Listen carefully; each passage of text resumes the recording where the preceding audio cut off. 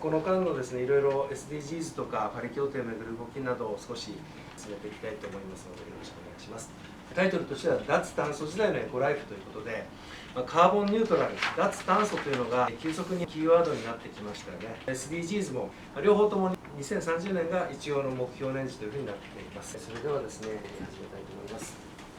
この地球の映像がありますけれども、今あちこちで地球からのですね、悲鳴のような警告が聞こえてきているような気がいたします。皆さんの耳にも届いているんじゃないかなと、見えてるんじゃないかなと思いますけれども、これは一昨年の台風19号が通過した翌朝、玉村と伊勢崎をつなぐ五稜橋の上から利根川の上流方面を撮影したんですけども、すでにだいぶ水が引いた状態でしたけども、かなりの水量がありました。たまたま前の日が八ッ場ダムの試験淡水中ということで、ほぼ空に近い状態が一気に一晩で満水になったと、こういう奇跡的な巡り合わせがあったので、利根川水系では利根川本流は洪水とか堤防の決壊はなくて済んだわけですが、これが通常の運用状況の中であればですね、おそらくどこかで堤防決壊や洪水が起きたのではないかなというふうに考えられます。そして近年の気象災害というのはですね、気象庁がその度に50年に一度レベルの豪雨なんていうふうに言いますけれども、それがほぼ毎年のように来ているわけですね。そしてコロナの問題が重なりますので、避難所の3密対策ということも課題になってきています。そういう状況の中で、一方で温暖化の影響としてはですね、北極圏で巨大なクレーターが次々に発見されています。これは溶けた永久凍土の中に封じ込められていたメタンが爆発をしたということが原因と思われますけれども、その巨大なクレーターが発生すると同時にですね、永久凍土の中から太古の未知のウイルスが発現していると、あるいは細菌ですね、病原性を持った細菌など、これは本当に我々未経験ですから、新型コロナと同じようにですね、もしそういったものが、病原性を持ったものが広がってくると、適応には非常に時間かかるんじゃないかなということが心配されます。そんなことも含めて、コロナが流行する前と今と、そしていずれ流行が収まった後のポストコロナということをですね、ちょっと考えてみますと、私たちいろんな生活や行動様式が変わっていかざるを得なかったわけですね。例えば遠距離通勤や満員電車というのがありましたけども、コロナが発生してリモートワークが一気に広がりました。これは非常にいい面もあったので、流行が収まったとしてもですね、毎日通勤に戻るんじゃなくて、時々はリモートで、あるいは逆に基本がリモートで時々通勤する、そんなパターンでもですね、いいんじゃないかなと思います。それから広域の会議、遠方への出張などもですね、温暖化センターでも全国会議、おととい総会がありましたけれども、ウェブで何回か会議をやってますけど、これ非常に便利なものですね。ですからこれもやはりウェブは今後も活用して、時にはやっぱりリアルで集まる必要があると思いますけども、基本ウェブでもいいのかなと。そういう中で東京一極集中がですね、去年の7月以降、東京から流出する人口の方が増えてるんですね。つまり地方への移住という動きが始まっています。これは在宅勤務が可能になったということが大きいと思います。個人のレベルではね、手洗いうがいというのは昔からインフルエンザ対策でやってましたけど、それにプラスマスク、これがもう本当に当たり前になりましたし、手の消毒とかね、ソーシャルディスタンスということが言われてますけども、今後はそのワクチンや特効薬が開発されてくれば、ある程度このウィズコロナの段階のは少しトーンダウンしてもいいのかなという感じがします。一時マスクが品不足になって、手近にある布で手作りするなんていうこともね、ありましたね。まさかマスクを手作りするような時代に来るとは思わなかったんですけども、こういうことも、いいところはね、継続すればいいと思うんですね。今一番大変なのが飲食業の方々ですね。宴会や外食というのがもう控えられて、リモート飲み会なんていうのもありましたけど、これあんまり私はなんか実感が湧かないんですけど、あとマスク会食なんていうことも言われてますけど、ここはやっぱりなんとかしないといけないなと思いますよね。それから不要不急っていう言葉で、スポーツや文化芸能、とりあえず食べることには関係ないので、オリンピックが延期になったり、去年春の甲子園が中止になったりですね、さまざまなコンサートとか文化行事も中止や延期が相次ぎましたけれども、でもポストコロナにおいては食べることだけじゃなくて、やっぱり心にも栄養が必要じゃないかなということで、やっぱりできるだけこういったものもですね、出れることのないように続けていきたいなと思います。あと観光面では、年間2000万人も外国人観光客がね、ピーク時は来てましたけれども、それが一気に来なくなったということで大変だったわけで、それを埋めるために GoTo キャンペーンなんていうのが行われましたけれども、これの良し悪しもありますが、ポストコロナにおいてはですね、遠くから来たり遠くに行くんじゃなくて、マイクロツーリズムということで、身近なところで地元の宝をね、巡るということで、群馬で言えば上毛かるたに歌われている札のところをですね、訪れてみるなんていうところから再開していったらいいんじゃないかなというふうに思います。それにしても人と人との距離が遠くなっている中で、これをどう心の距離を近づけていくにはどうしたらいいかということを考える必要があるのかなというふうに思います。そして先日10周年を迎えましたけれども、東日本大震災の第一原発事故ですね、経ちましたけれども、寺田虎彦が震災を忘れた頃にやってくると言いましたけれども、やっぱり被災地以外ではどうしてもそういった意識が薄れてきていますので、一度我々は心に留めなきゃいけないし、最近あちこちでまた地震が頻発しています。南海トラフ地震のリスクというのも30年以内にはほぼ確実に来ると言われています。でその南海トラフ地震が引き金となって富士山の噴火なんていう可能性もね言われてますし、群馬で言えば浅間山の噴火というのも気になるところですね。脱炭素に向けた各国の対応を整理しますと、温室効果ガス実質ゼロの目標についてはですね、ヨーロッパは2050年カーボンゼロに向けて早くから進んでいました。中国は2060年ゼロというのを表明しています。そして菅総理は10月26日に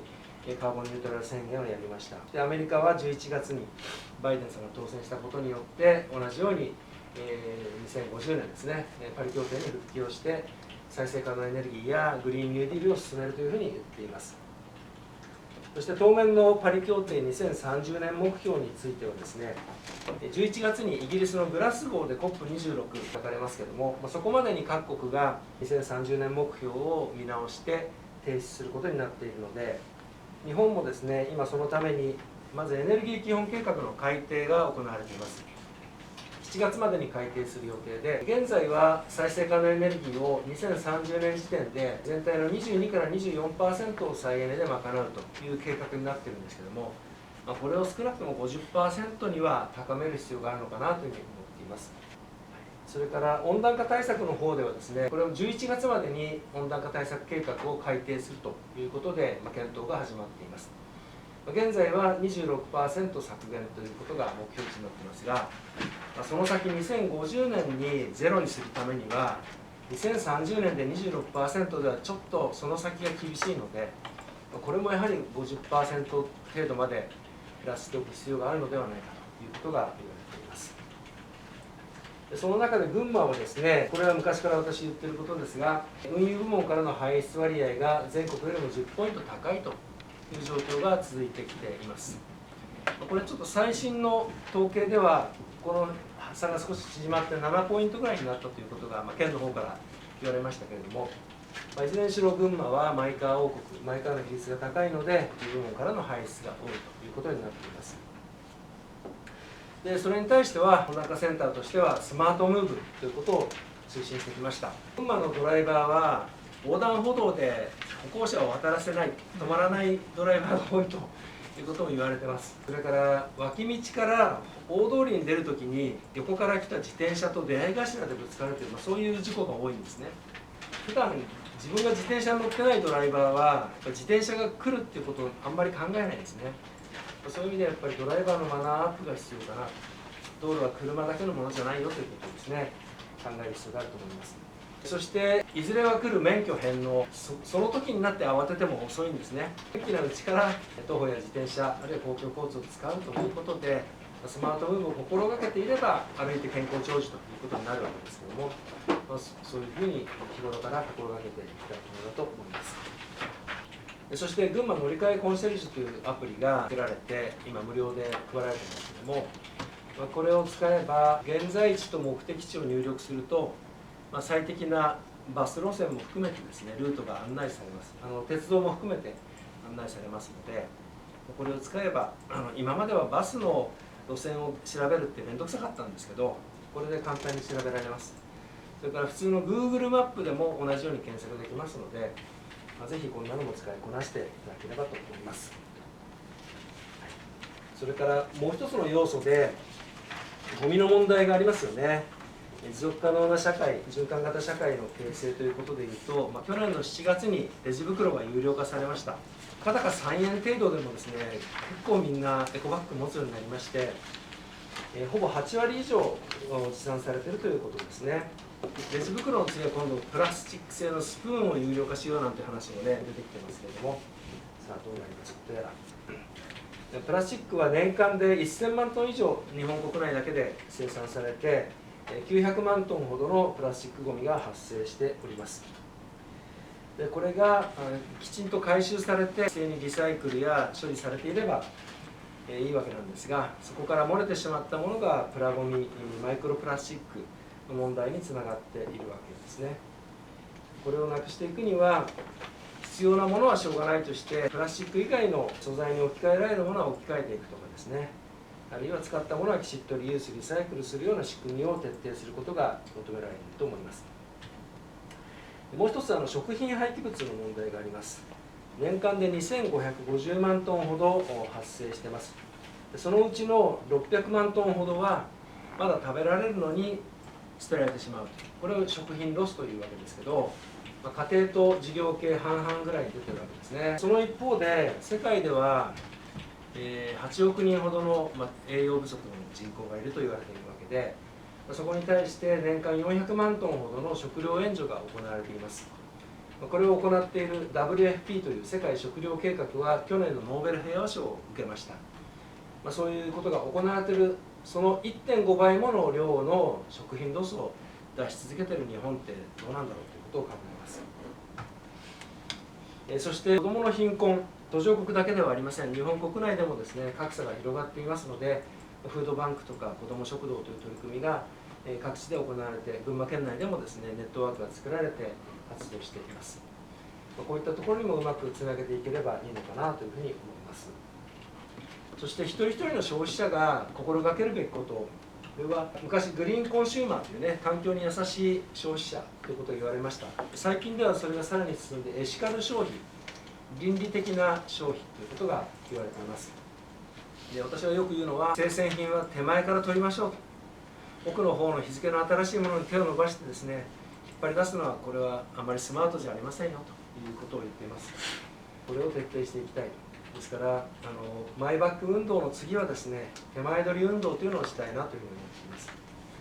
それから畜産に伴うさまざまな環境負荷を考えるとですね、穀物をそのまま食べる、あるいは大豆から作られたお肉、これ梅山さんが紹介してくれましたけれども、これをね使って、肉を食べる頻度を少し減らしています。群馬のゴミの現状はですね、これも非常に不名誉なんですが、生活系ゴミが平成21年度以来全国ワースト1で、その一方でリサイクル率は全国よりも5ポイント低いというね、ゴミは全国で一番多く出していて、リサイクルは進んでいないと、こういう状況が続いているわけですね。原因の一つは生ゴミですね。家庭から出る可燃ゴミの4割ぐらいが生ゴミなんですね。これ宇都宮、こっちは千葉市ですね。どちらも大体 40% を超えていますので、ゴミを減らすにはやっぱり生ゴミをどうにかするというのが一番手っ取り早いと思います。その次がプラゴミになりますよね。でプラゴミについては、これは伊勢崎のベルクの店頭で撮った写真ですが、ほとんどのスーパーマーケットが容器包装については店頭で回収してますよね。牛乳パック、ペットボトル、それからトレーですね、こういったものを回収してきてますので、ぜひ活用していただきたいというふうに思います。自治体のゴミ回収に資源ゴミで出してもらってもいいんですけども、買い物のついでにね、買ったところに戻す、わざわざ持っていくっていうんじゃなくて、買い物の時についでに持っていくっていうことであれば一番合理的なわけですね。ということで、ぜひ店頭回収を積極的に利用していただければというふうに思います。エネルギーの話に行きますけども、これは1972年から30年間で日本の家庭用の消費電力が4倍に増えたというのを表しています。これほど急激にやっぱり経済成長の中で家電製品が普及をして家庭の消費電力が増えていったわけですね。これに比例して家庭からの CO2 の排出量も増えていきました。この先ですね、2050年には私が生きてれば91歳なんですけど、ちょっと自信ないですが、まあ子どもたちはねまだ当然いるでしょうから、その未来をなんとか取り戻したいということでですね、この言葉をいつもまとめにしています。他人と過去は変えられないが、自分と未来は変えられると、もう起こっちゃったことはしょうがないですけど、これから先で自分が変わることはできる。そして明日の天気は変えられませんが、明日の社会は変えられるということで、皆さんと共にこれからも頑張ってねいきたいと思いますので、よろしくお願いします。以上で終わります。